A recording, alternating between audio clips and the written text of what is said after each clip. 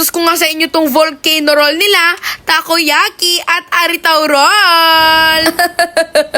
Tingin pa lang sobrang sarap na. Eto na ang exciting part, ang pagkain ng takoyaki. Eto, namnamin mo ang sarap. FYI, ako na nga nag-treat sa kanila. Ako pag ginawa nilang driver. Paano ba naman kasi? Yung isa nasa pwesto, yung isa naman nasa bahay. Mag-adjust naman kayo kahit papaano. Uy, ginamit nga kasi ng nanay ko nagpa-check up kanina yung sasakyan. Kaso binalik agad, tas pinark. Tapos, nung pagka-park, tinakpan agad ng car cover.